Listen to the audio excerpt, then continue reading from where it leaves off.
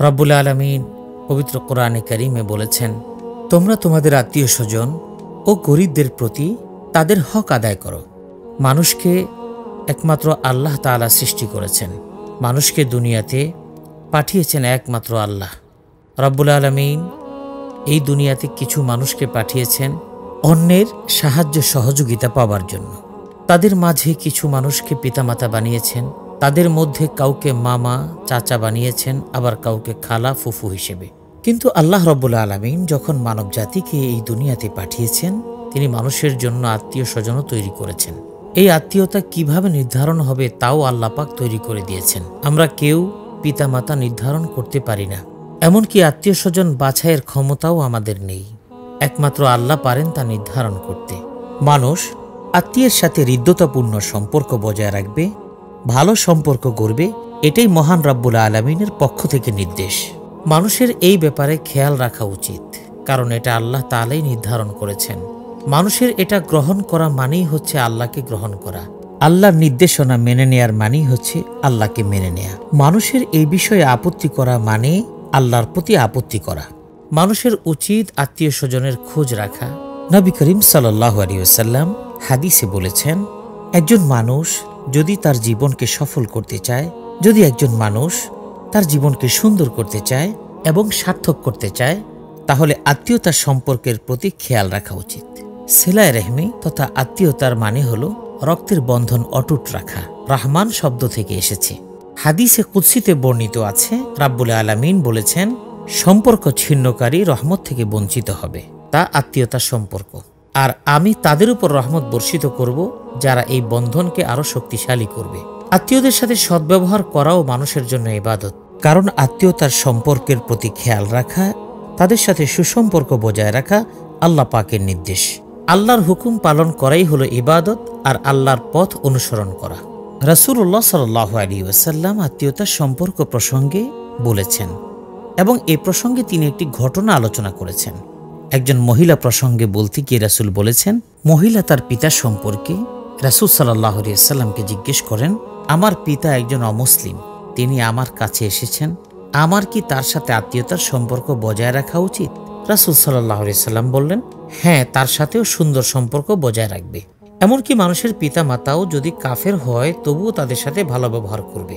মানুষের উচিত আত্মীয়র খেয়াল রাখা, কোনোভাবেই এই সম্পর্ক ছিন্ন করা উচিত নয়।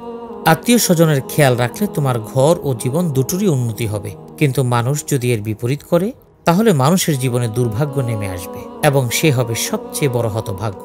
আর এ ব্যাপারে তার জ্ঞান থাকা উচিত, তার সব সময় সতর্ক থাকা উচিত। মানুষের সবচেয়ে গুরুত্বপূর্ণ আত্মীয় হলো তার মা। কারণ সাহাবীগণ জিজ্ঞেস করলেন, হে আল্লাহর রাসূল, আমাদের কার প্রতি যত্নবান হওয়া উচিত? রাসূল সাল্লাল্লাহু আলাইহি ওয়াসাল্লাম উত্তরে বললেন, তোমাদের মা, তোমাদের মা, তোমাদের মা, এরপর তোমাদের বাবা, তারপর তোমাদের ভাই বোন, তারপর তোমাদের আত্মীয় স্বজন, তারপর তোমাদের বাবা, বাবার অধিকার, তারপর সবচাইতে কাছের সম্পর্ক ভাই বোনের স্থান। ভ্রাতৃত্বের সম্পর্ক অনেক গভীর এবং আল্লাহর সাথে সম্পৃক্ত এবং দানের একটি মাধ্যম।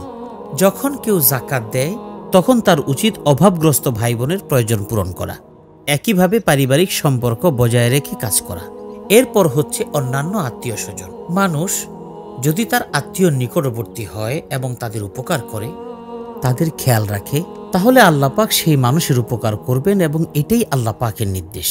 আর মানুষ যত বেশি আত্মীয়র নিকটবর্তী হবে তত বেশি তিনি আল্লাহর রহমত পাবেন।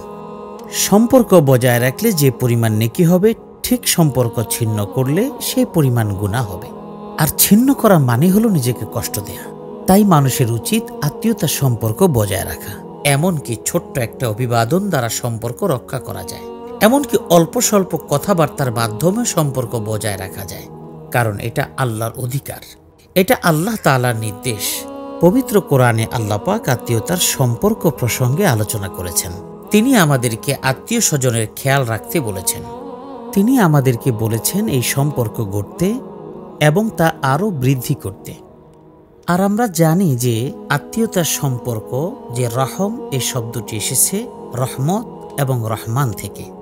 যে এই রহম তার আত্মীয়দের থেকে দূরে রাখে সে আল্লাহর রহমত থেকে বঞ্চিত হয়, কিন্তু যে এটা অর্জন করে সে রহমানের রহমতও লাভ করে। আত্মীয়রা আমাদের জন্য বিশাল সুযোগ। তাদের মাধ্যমে জান্নাতে যাওয়া আমাদের জন্য বড় সুযোগ। তাই আমাদের উচিত আল্লাহর নির্দেশ অনুযায়ী জীবন পরিচালনা করা। মানুষ যত বেশি এই পথকে রক্ষা করবে, ততই সে আল্লাহর নৈকট্য লাভ করবে। মানুষ যদি এই পথ থেকে নিজেকে দূরে রাখে, তাহলে সে আল্লাহর রহমত থেকে দূরে সরে যাবে। কারণ আত্মীয়তার সম্পর্ক বজায় না রাখার মানে আল্লাহর বিধান না মানা। আত্মীয়তার সম্পর্ক কোনো মানুষ নিজ ইচ্ছায় নির্ধারণ করতে পারে না, বরং আল্লাহই মানুষের পারস্পরিক সম্পর্ক নির্ধারণ করে দেন। মানুষের উচিত তার আত্মীয় স্বজনের খেয়াল রাখা। এমনকি মানুষকে আল্লাহ মৃত্যুর পরে এই ব্যাপারে জিজ্ঞাসাবাদ করবেন, একজন একজন করে প্রত্যেকের হিসাব নেবেন। সাহাবী আবু আইয়ুব আনসারী রাদিয়াল্লাহু আনহু বর্ণনা করেছেন, একদিন রাসূল সাল্লাল্লাহু আলাইহি সাল্লাম রাস্তা দিয়ে যাচ্ছিলেন এবং কেউ একজন তাকে থামালেন। তিনি তাকে থামিয়ে তাকে শিকল দিয়ে আটকিয়ে জিজ্ঞেস করলেন যে সে কিভাবে জান্নাতে যাবে। তিনি জানতে চাইলেন জান্নাতে যাবার পথ কোনটি। রাসূল সাল্লাল্লাহু আলাইহি সাল্লাম উত্তরে বললেন, আল্লাহর সাথে কোনো কিছু অংশীদার করো না, নামাজ পড়ো, যাকাত দাও, আত্মীয়দের সাথে সুসম্পর্ক বজায় রাখো, আর এই শিকল ছেড়ে দাও।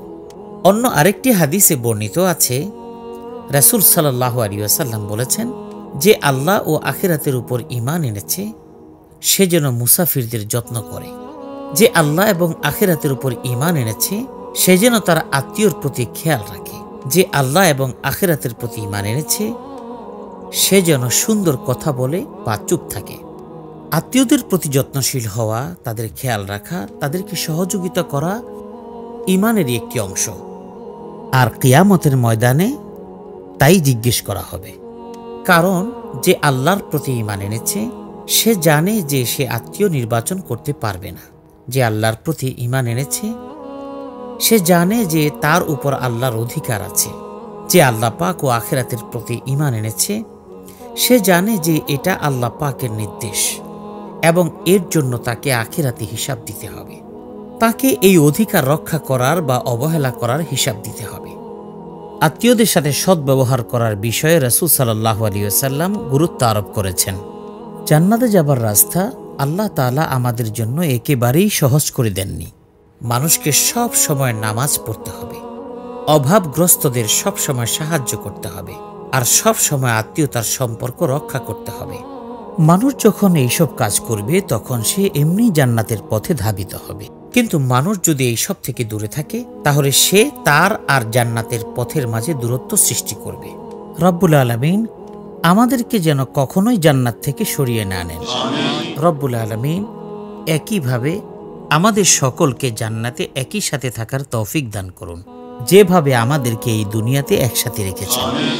রব্বুল আলামিন আমাদের সকলকে জান্নাতুল ফেরদৌস নসিব করুন।